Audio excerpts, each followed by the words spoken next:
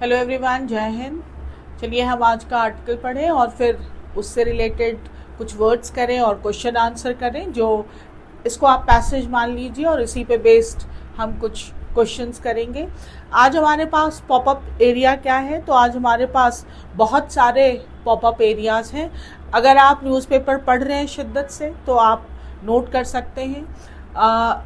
सबसे पहले हमारे पास सस्टेनेबल डेवलपमेंट है। Now what is the meaning of sustainable development, यानी कि जो सतत चलता रहे बिना इस जो प्लैनेट अर्थ है इसको हानि पहुंचाए हुए, ताकि जो आने वाली पीढ़ी है वो भी उन सारी चीज़ों को इंजॉय करे जो हम कर रहे हैं। That is called sustainable development.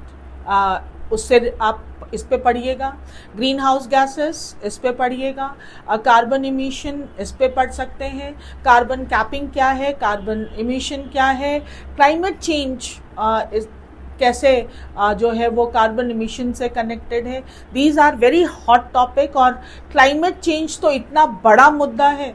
मैं प्रयागराज में रहती हूँ यूपी में, और अभी मार्च के महीने में ही जो है वो अगर आप बाहर निकल रहे हैं तो समझ में आ रहा है कि क्या मई जून में क्या होने जा रहा है। ये सोच के ही हर जो आम आदमी है वो डरा हुआ है, और जो वर्किंग क्लास है उनके पास हर वक्त एसी में रहना इज़ नॉट अ पॉसिबिलिटी। तो जिन्हें भी बाहर निकलना है, और ये डायरेक्टली रिलेटेड है हमारे जिसे कहते हैं क्लाइमेट चेंज से। क्लाइमेट रिफ्यूजी क्या है, भरा हुआ है आपके पास आज पॉपअप एरियाज या इसके बारे में पढ़ने के लिए। अब अगर हम बात करें कि जो पोल्यूशन है या जो ग्रीन हाउस गैस इमिशंस हैं, इनमें जो एक बहुत बड़ा जो कंट्रीब्यूशन होता है वो व्हीकुलर पोल्यूशन का होता है। व्हीकल से यानी जो मोड्स ऑफ ट्रांसपोर्टेशंस हैं, यातायात के जो साधन हैं जो कि पारंपरिक फ्यूल से जो चलते हैं, पेट्रोल या डीजल, इनसे वो एक बहुत बड़ा जो है वो कारण है कि ये व्हीकुलर पोल्यूशन का उसको कम करने के लिए या उसको बंद करने के लिए जो है वो अब इलेक्ट्रिकल व्हीकल जो है, इलेक्ट्रिक व्हीकल अब जो है वो आ रहे हैं भी। आम आदमी अभी जो है अभी तो खैर काफ़ी इवन इन प्रयागराज भी हम टू व्हीलर्स तो काफ़ी देख रहे हैं। आज का आर्टिकल इसी पे है कि अगर हम 2 पहिया, 4 पहिया, 3 पहिया, अगर हम इन सबको अगर हम इलेक्ट्रिक व्हीकल में कन्वर्ट कर दें तो जो पोल्यूशन है वो या जो कार्बन एमिशन है वो बहुत कम हो जाएगा। जो इलेक्ट्रिक व्हीकल है उसमें जो सबसे मोस्ट इम्पॉर्टेंट कंपोनेंट है वो है उसकी बैटरी, क्योंकि बैटरी से ही वो चलेगा, उसमें कोई पेट्रोल या डीजल तो है नहीं। अब वो बैटरी का जो मैन्युफैक्चरिंग है वो एक बहुत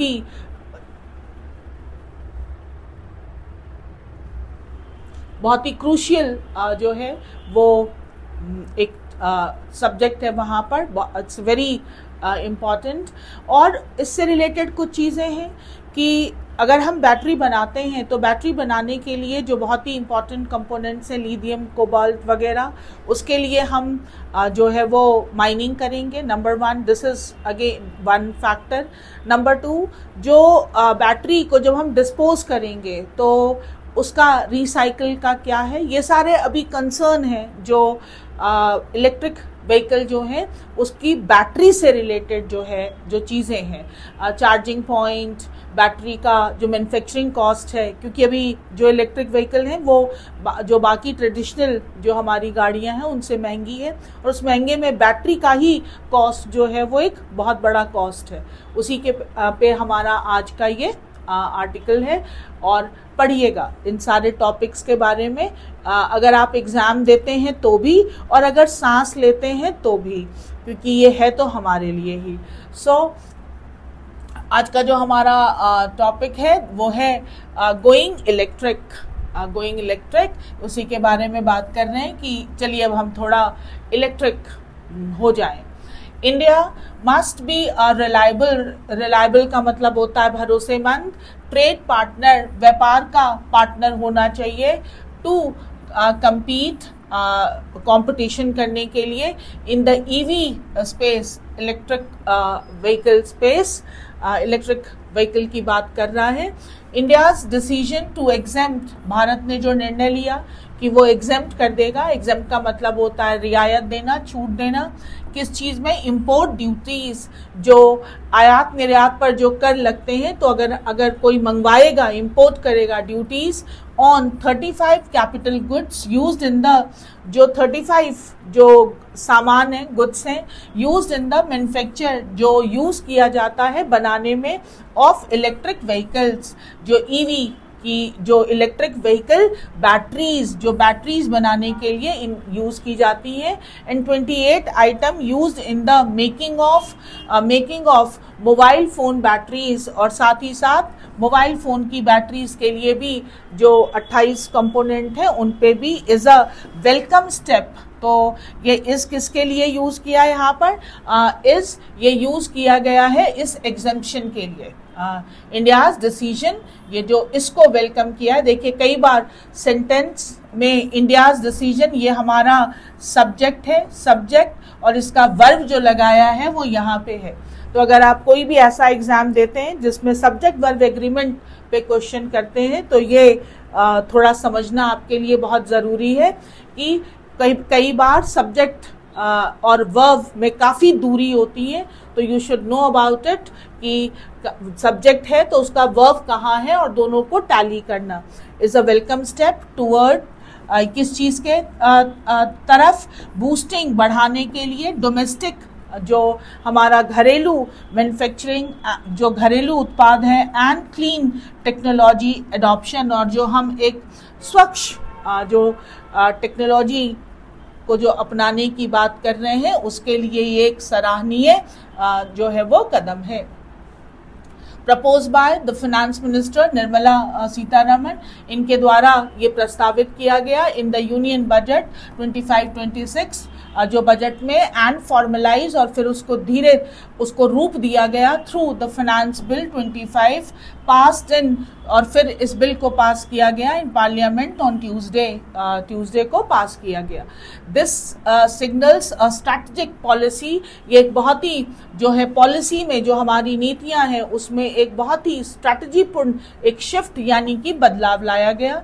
अर्लियर इन मार्च में चाइनीज ईवी जाइंट BYD, ये एक चाइना में जाइंट का जो यूज किया है यहाँ पर, वो कोई बहुत बड़ी जो कंपनी है, तो बड़े के लिए जाइंट वर्ड यूज किया गया है, कोई big business house BYD unveil, veil का मतलब होता है घूंघट, अनवेल का मतलब होता है घूंघट उठाना यानी कि उजागर कर देना। इट्स सुपर ई प्लेटफॉर्म, उसने अपने सुपर ई प्लेटफॉर्म को जो है दर्शाया, केपेबल ऑफ, जो सक्षम है, of giving a vehicle a 500 kilometre range, 500 kilometre की रेंज दे सकता है वो, विद जस्ट सिर्फ 5 मिनट की चार्जिंग पे। जो लोग भी इलेक्ट्रिक व्हीकल को लेकर थोड़ा एक एंटिसिपेटेड रहते हैं, थोड़ा वरिड रहते हैं, उनकी मेन चिंता ये रहती है कि भाई अगर चार्ज करेंगे कितनी दूर जा पाएंगे। Range, speed, weight, these are the concern related to EV. तो अब ये जो चाइना का एक जाइंट मैन्युफैक्चरिंग है, उसने 500 किलोमीटर रेंज 5 मिनट की चार्जिंग पे प्रोवाइड कर दिया है। अ मेजर लीप, और ये एक बहुत बड़ा उछाल है टूवर्ड किस तरफ? एलिवेटिंग रेंज एंजाइटी, जो मैंने कहा कि जो रेंज को लेकर जो लोगों की चिंता है उसको हटाने का ये एक बहुत बड़ा एक कदम हो गया। विच इज अ की बैरियर, जो एक बहुत ही बड़ी बाधा है टू ईवी एडॉप्शन, कि लोग इलेक्ट्रिक व्हीकल यूज करें। इसमें एक बहुत बड़ा जो था, ये एक चुनौती थी, ये बहुत बड़ा एक बाधा है। दिस इनोवेशन, ये जो एक इनोवेशन आया है, डायरेक्टली चैलेंजेस, ये डायरेक्टली चुनौती देता है, challenges the convenience of conventional vehicles, जो कन्वेंशनल जो हमारे पारंपरिक व्हीकल हैं उनको बड़ी आसानी से ये एक चैलेंज करता है, एंड कुड एक्सेलरेट, और बढ़ा सकता है द ग्लोबल ईवी ट्रांजिशन, कि लोग पेट्रोल डीजल वाली गाड़ियां छोड़कर अब इलेक्ट्रिक व्हीकल पे आ जाएं। इस तब्दीली को if scaled and deployed with the same अगर उसको उसके साथ जैसे बनाया गया है वैसे ही उसको डिप्लॉय किया जाए विद द सेम यूबिक्विटी, यानी कि हर जगह प्रेजेंट हो। यूबिक्विटी का मतलब होता है ओमनी प्रेजेंस, हर जगह उपस्थिति। एज ट्रेडिशनल फ्यूल स्टेशन, भाई जैसे ट्रेडिशनल अब हम कहीं भी चले जाते हैं हमारे पास पेट्रोल पंप तो होते ही हैं, ऐसे ही अगर हर जगह बैटरी चार्जिंग वाला भी जो उपलब्ध हो जाए तो फिर इस तरह से तो लोग जो है वो शिफ्ट हो जाएंगे ट्रेडिशनल व्हीकल से ईवी पे। बैटरीज रिमेन द मोस्ट, जो बैटरी है वो the most expensive component in an EV. EV में सबसे ज्यादा जो महंगा होता है वो बैटरी ही है, कंप्राइजिंग। और अगर आप एग्जाम देते हैं तो हमेशा याद रखिएगा कि कंप्राइजिंग के साथ ऑफ का यूज नहीं करते हैं। Consist of, contain of, but not comprising of, दो सिमिलर इन मीनिंग। कंप्राइजिंग रफली 40% ऑफ द व्हीकल्स कॉस्ट, जिसमें कि लगभग 40% जो एक गाड़ी का जो कॉस्ट है वो उसकी बैटरी ही है। दिस कॉस्ट बर्डन, और ये जो इस कीमत का जो बोझ है, has slowed EV adoption in lower income countries. इसी वजह से जो लोअर इनकम कंट्रीज हैं जहाँ पर आम पर कैपिटा इनकम या इन लोगों की इनकम इतनी नहीं है, उन्होंने जो है वो इतना तेजी से ईवी एडॉप्ट नहीं किया है। Despite the long term advantage, हालांकि इसके लंबे, अगर हम एक लंबे टाइम पे देखें तो इसके बहुत फायदे हैं ऑफ रिड्यूसिंग, क्योंकि कम हो जाता है ऑयल इंपोर्ट डिपेंडेंस, हमारी तेल पे जो तेल इंपोर्ट करने पे जो हमारी डिपेंडेंसी है वो काफ़ी कम हो जाती है, विच इज़ स्पेशली रिलेवेंट, और वो खासकर बहुत ही जो है वो रिलेवेंट है फॉर इंडिया अगर हम भारत के संदर्भ में बात करें। अनदर क्रिटिकल बैरियर, एक और बहुत ही संवेदनशील बाधा है, is a lack of indigenous. Indigenous का मतलब होता है स्वदेशी, जो एक स्वदेशी टेक्नोलॉजिकल कैपेबिलिटी, हमारी अपनी देशी क्षमता इन बैटरी मैन्युफैक्चरिंग। अगर बैटरी बनाने के उसमें बात करें तो हमारी अपनी देश जो हमारा अपना स्वदेशी जो क्षमता है ये भी एक बहुत बड़ा मुद्दा है। चाइना करंटली डोमिनेट्स, जो चीन है वो डोमिनेट करता है, उसका वर्चस्व है। This sector producing over 70% of all EV batteries, तो लगभग ईवी का 70% बैटरी है वो चाइना बनाता है ग्लोबली, पूरे विश्व में। According to the international energy agency, ये इंटरनेशनल एनर्जी एजेंसी के द्वारा बताया गया है, lithium iron phosphate LFP battery has emerge as the industry standard. ये जो बैटरी है वो उभरी है जो इंडस्ट्री का एक standard over the past 5 years, पिछले 5 सालों में। ड्यू टू, किस वजह से? Due to its lower cost, क्योंकि इसकी कीमत थोड़ी कम है। हायर एनर्जी डेंसिटी, और जो एनर्जी की डेंसिटी वो हाई है। एंड बेटर थर्मल मैनेजमेंट, और थर्मल मैनेजमेंट भी काफ़ी बेटर है। अब आपके पास सब पॉपअप एरियाज हैं, इसमें से अगर कुछ नहीं आ रहा होगा तो पढ़िएगा एनर्जी डेंसिटी क्या है, थर्मल मैनेजमेंट क्या है। While EVs made up 45% of all car registration, जो 45% of all car registration in China in 2024, car के जो रजिस्ट्रेशन हुए चाइना में उसमें 45% जो थे वो ईवीज थे। दे अकाउंटेड फॉर जस्ट 2%, लेकिन हमारे यहाँ पर जो उसकी जो परसेंटेज है वो 2% of India's passenger car market, वो सिर्फ they accounted for just 2% of India's passenger car market.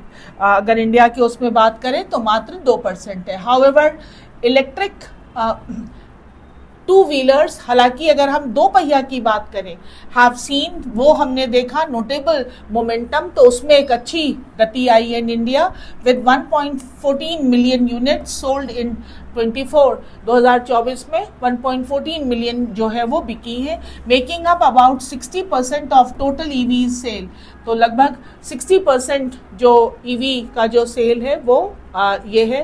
दो India's duty exemption are partially aimed at, हालांकि जो ये जो कर पे छूट दिया है उसका एक आंशिक जो एम है स्ट्रेंथनिंग बायलैटरल ट्रेड की, जो हमारा बायलैटरल दोनों तरफ से जो ट्रेड होता है उसका जो संबंध है, ties with the US United state, and avoiding reciprocal tariff. और जो रेसिप्रोकल का मतलब होता है आपस में परस्पर टैरिफ, भाई आप हम पे लगाएंगे हम आप पे लगाएंगे, तो इसको भी थोड़ा अवॉइड करने के लिए the broader strategic objective should be to decarbonise. लेकिन एक ऑब्जेक्टिव ये भी है, उद्देश्य ये भी है कि डीकार्बनाइज किया जाए, यानी कार्बन को हटाया जाए इट्स ट्रांसपोर्ट सेक्टर, अपने ट्रांसपोर्ट सेक्टर में से।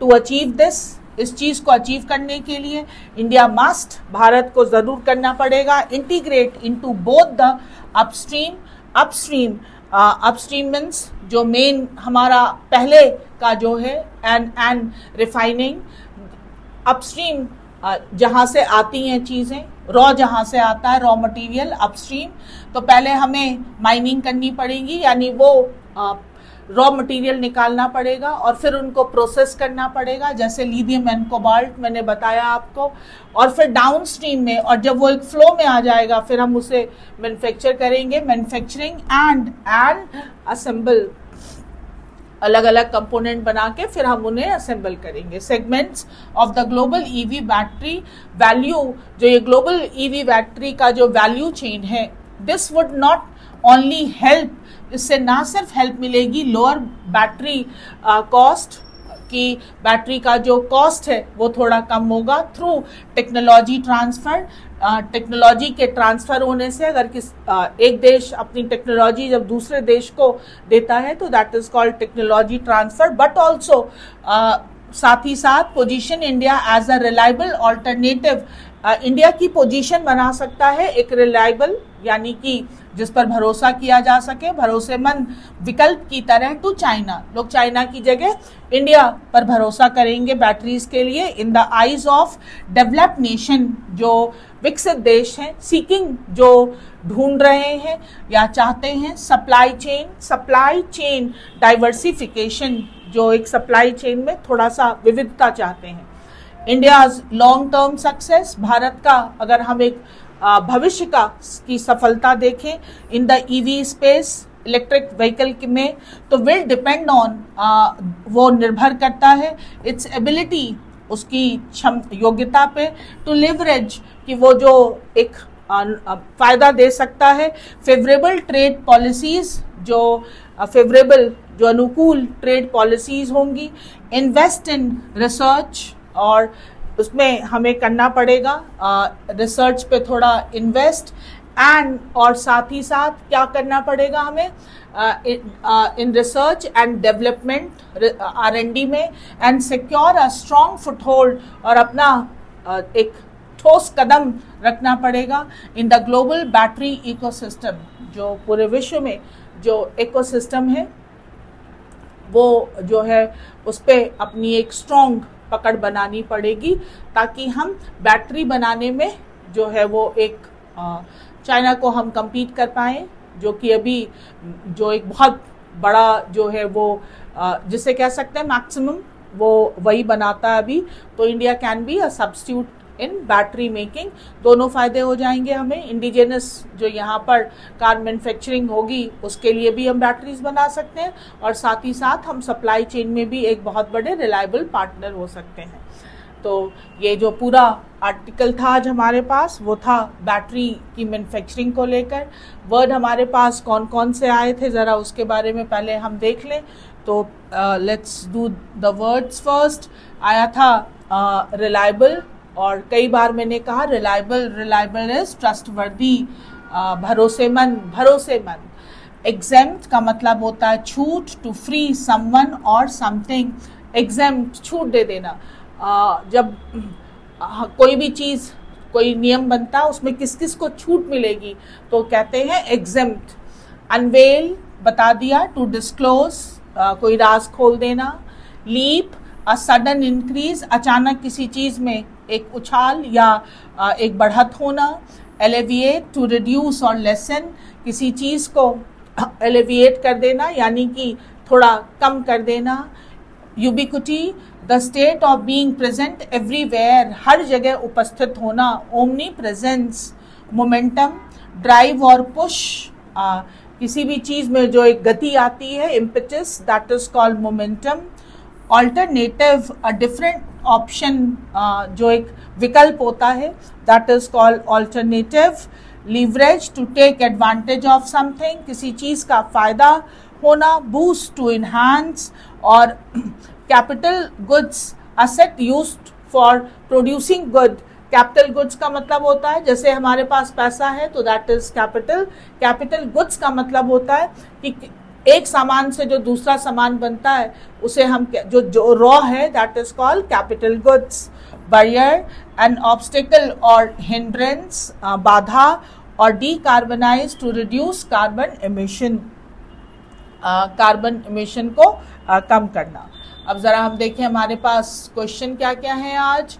तो पहले हम ये करते हैं, नंबर 1 रीडिंग कॉम्प्रिहेंशन में हमसे पहला क्वेश्चन पूछा है कि what is the primary purpose of India's decision, Bharat का जो निर्णय है टू एग्जेम्प्ट की छूट दी जाए import duties on capital goods, जो हम जो गुड्स मंगाएंगे उस पे, ताकि बैटरी बनाने के लिए यूज्ड इन ईवी मैन्युफैक्चरिंग, क्यों, what is the primary purpose, क्यों कहा है करने के लिए, तो to reduce oil import dependency, to encourages foreign investment in India, to boost domestic manufacturing and clean technology adoption. हालांकि ए भी है लेकिन ए से ज़्यादा जो है वो सी है, ताकि टू बूस्ट डोमेस्टिक मैन्युफैक्चरिंग, ताकि हम अपने स्वदेशी यहीं पे बनाए बैटरी और टेक्नोलॉजी, क्लीन टेक्नोलॉजी को अडॉप्ट करें, ये भी है बट इससे पहले ये वाला है। और सेकंड क्वेश्चन पूछा है, according to the article which of the following is a critical challenge hindering India's EV growth. अगर हम पैसेज के अनुसार देखें तो इंडिया की जो ईवी ग्रोथ को कौन सी चीज़ है जो बहुत रोक रही है, किस चीज़ के लिए, तो लैक ऑफ कंज्यूमर इंटरेस्ट, ऐसा नहीं कहा है, inadequate charging infrastructure, no, dependence on imported battery technology, जो dependence on imported battery technology है, और high cost of lithium phosphate batteries, यहाँ पर see, dependence on imported battery technology, क्योंकि हम अभी जो है वो हमारी जो टेक्नोलॉजी है वो हमारे पास नहीं है तो हम बाहर से ही लेते हैं, that is dependence on imported battery technology. Why is it important for India to integrate into the upstream and downstream segment of the EV battery value chain? ये जो वैल्यू चेन है उसमें अपस्ट्रीम यानी रॉ मटेरियल और downstream यानी कि उसकी manufacturing और असेंबली, पहले हम जो भी हमें लिथियम कोबाल्ट वगैरह चाहिए वो लें और फिर मैन्युफैक्चर करें, लेकिन उसको इसमें तब्दील करने के लिए फिर हमें टेक्नोलॉजी भी चाहिए, टेक्नोलॉजी भी, तो अगर कोई देश हमारे यहाँ पर बनाना चाहे तो हमें टेक्नोलॉजी भी मिलेगी और हम उसको फिर यहीं पर बिल्ड भी कर पाएंगे। तो उसमें सबसे बड़ा जो है व्हाई इज इट इम्पॉर्टेंट, तो इम्पॉर्टेंट इसलिए है कि to position itself as a reliable alternative to China for developed nation, ताकि जो डेवलप्ड नेशन है वो चाइना की जगह इंडिया को एज अ सब्स्टिट्यूट देखने लगे। Answer is B. अब अगर हम वर्ड्स देखें तो वर्ड्स में हमारे पास वन वर्ड आया है कि फ्रीडम फ्रॉम एन ऑब्लिगेशन, किसी भी चीज़ से अगर आपको छूट दे दी जाए कि आपको आप जो है वो कृतज्ञ नहीं है वो करने के लिए, तो answer is exemption A. Synonym पूछा है यूबिक्विटी का, मैंने पहले ही कहा यूबिक्विटी का मतलब होता है हर जगह उपस्थिति, ओमनी प्रेजेंस हम भगवान के लिए यूज करते हैं, ओमनी प्रेजेंस, ओमनीसिएंट और ओमनीपोटेंट। अनवेल का एंटोनिम पूछा है, अनवेल का मतलब होता है उजागर करना डिस्क्लोज भी वही है, रिवील भी वही है और एग्जिबिट भी वही है। कॉन्सील का मतलब होता है छुपाना, यानी आंसर इज कॉन्सील। एरर में देखें तो India strategy aims not only to boost, अगर नॉट ओनली आया है, नॉट ओनली के बाद आया है to boost, not only but also में हमें याद रखना है पैरेलल कंजंक्शन है, पैरेलल कंजंक्शन आइदर और, neither nor, not only but also, दोनों तरफ सेम पार्ट ऑफ स्पीच रहते हैं। तो not only to boost domestic manufacturing but also to increase, अब यहाँ पर टू के साथ वैसे भी आईएनजी कुछ ही केसेस में आता है, ऐसा नहीं है कि नहीं आता है, अपवाद हैं, लेकिन यहाँ पर टू के साथ V1 आएगा टू इंक्रीज, ताकि दोनों सेम हो जाएं। अब यहाँ पर क्लोज टेस्ट है, तो वर्ड्स आया हमारे पास batteries, infrastructure, reliable, technology, machinery and unpredictable. तो हम देखें इंडियाज एम, भारत का इंडिया एम्स, यहाँ पर भारत एम करता है to strengthen its position in the global EV market, electric vehicle market में, by boosting domestic manufacturing and reducing dependence on, और अपनी जो डिपेंडेंसी है वो कम करेगा ऑन इम्पोर्टेड, किस चीज़ पर, इम्पोर्टेड, यहाँ पर क्या आना चाहिए, किस चीज़ पर हम अपनी डिपेंडेंसी कम, ईवी मार्केट अगर हमें बूस्ट करना है तो हमें क्या करना होगा, जो बैटरीज हैं उसको, जो इम्पोर्टेड बैटरीज हैं उस पर हमारी अपनी डिपेंडेंसी कम करनी होगी। टू अचीव दिस, इसके लिए it plans to integrate into the upstream and downstream segment of the EV batteries. तो इसका जो दो सेगमेंट है, रॉ मटेरियल और बनाना, दोनों सेगमेंट में EV battery value chain offering a more supply chain, तो क्या दे रहा है, more reliable supply chain for global manufacture. तो जो हम क्या कर सकते हैं, एक बहुत ही रिलायबल सप्लाई चेन दे सकते हैं for global manufacture. Additionally India is focusing on developing advance battery का क्या कर रहे हैं, technology to reduce cost and improve efficiency. Technology, एक बैटरी टेक्नोलॉजी टू रिड्यूस, तो एक नई टेक्नोलॉजी के को भी डेवलप करने की कोशिश कर रहा है। आर्टिकल पढ़ लीजिएगा और सारे क्वेश्चंस ज़रूर अटेम्प्ट करिएगा। एक धीरे धीरे आपकी रीडिंग स्किल अगर इन्हांस हुई तो आप ये जो सिनोनिम, एंटोनिम और पैसेज भी आप बहुत आसानी से करने लगेंगे। तो डू इट, एंड फिर हम मिलेंगे अगले आर्टिकल में नेक्स्ट क्लास में। थैंक यू, जय हिंद।